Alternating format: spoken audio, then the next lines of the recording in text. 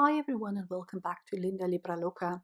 Today I wanted to show you how I go from sleep deprived on the left to looking fresh and ready to tackle the day in less than 10 minutes. I'm not one to wear a heavy foundation on a day-to-day basis. I prefer a much lighter coverage, but as you can see I have quite some dark shadows, some spots and hyperpigmentation, unevenness in skin tone, redness that I like to conceal. For my under eye area, the one product I found that worked the best is the Bobbi Brown Corrector or a similar corrector. The shade I'm using is light Bisque and it's quite peachy toned. And if you know about color correcting, you will know that those peachy salmony tones really work well to counteract any darkness or blue tones. So I'm just taking my ring finger, because it's gentle, and pat it on the, not everywhere, but on the areas where the darkness is especially prominent. After I've done this, I'm going in with my base of choice. This is the Catrice All Matt Plus in light beige. And I apply 1 to 2 pumps on the back of my hand, dot it all over my face, concentrating on areas where I need some extra coverage. And for the light finish, I'm going to apply the foundation with a beauty blender.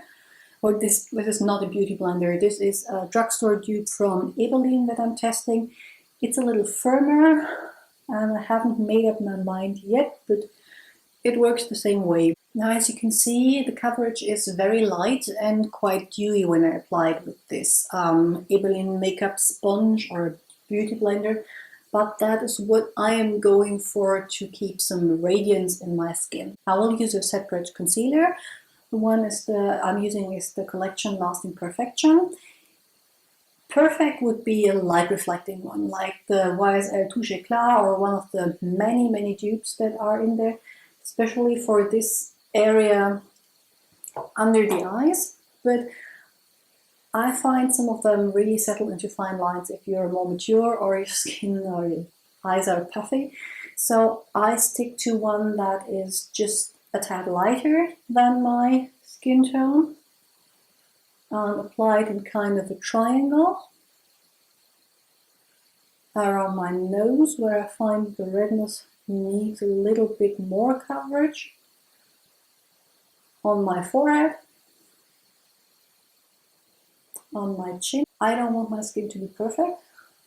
I just want my skin to look more even. For blending everything in, I'm using the makeup sponge again. Just dabbing everything. It is very important that if you use a light reflecting concealer, you don't swipe it with your fingers. Otherwise you will concentrate the light reflecting pigments in your fine lines. You will swipe them away. But just having something a little bit lighter in the center of your face will really make a big difference. To keep my eyes light and make them look awake, I stick to lighter shadows. One thing I always do is use a MAC paint pot. The one I use is Painterly, and just apply it all over my face to make sure that the veins and the redness are evened out. When I'm pressed for time, I just stop with the paint pot all over my lids. But if I want to make a little more effort, I'm going in with either sparkly, slightly sparkly light shadow like Tissue Weight from MAC, or something like the Clinique Chubby Stick for Eyes in Bountiful Beige. Apply the MAC Tissue Weight shadow all over my lip. Despite being a frost finish, it isn't too sparkly. I just like the way that it catches the light without being very in-your-face sparkly, just looking fresh. I'm going to use the Bountiful Beige stick, just rubbing a little on my finger, and use it as an inner corner highlight. I'm going to use The Body Shop Honey Bronzer, put it on a Zoeva crease brush and just slightly define my crease. This gives a hint of warmth, a little bit of definition, without being too harsh against the redness on the inner rim. I prefer using a beige or nude liner.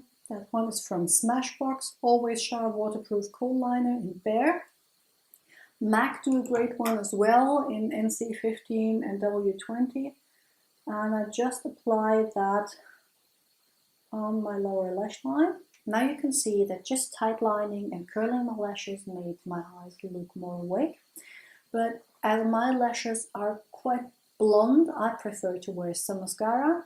And today I'm using the Lancôme Grandiôse one. I'm going to focus mainly on the center part of my lashes with just a little bit in the outer corner to keep my eyes looking round and open. Of course, you could apply mascara to your lower lash line, but I found that emphasizes the shadows beneath my eyes, so I personally don't do it. I personally feel that a heavy contour, just those really defined cheekbones, these really defined cheekbones can make your face look even more tired. The round cheeks are the youthful look, but if you're like me, a little heavier at the moment, you may just want some warmth and definition. And this is where I use my The Body Shop Honey Bronzer in 02 again. Just taking it on a fluffy brush and applying it to the outer perimeters of my face.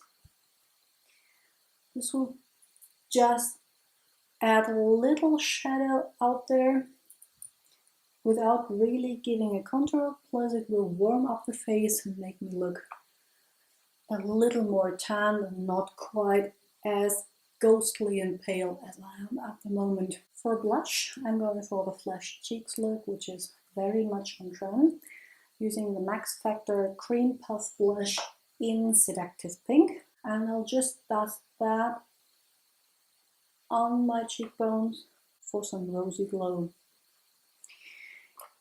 To finish off, some lipstick.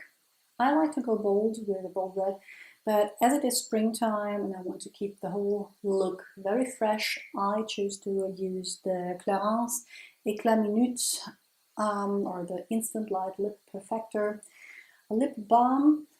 Personally, I'm not too keen on them because I think they are pretty expensive for being that sheer in coverage, but I know many people love them. They taste amazing, smell amazing, and just add some lovely shine. If you don't want to spend the bucks and have access to Catrice, they do a spot-on dupe, which is only a fraction of the price, but I didn't find it today to use it when filming. This is my go-to fake to look awake face whenever I didn't get much sleep. I hope you enjoyed and I'll see you all next Wednesday. Bye!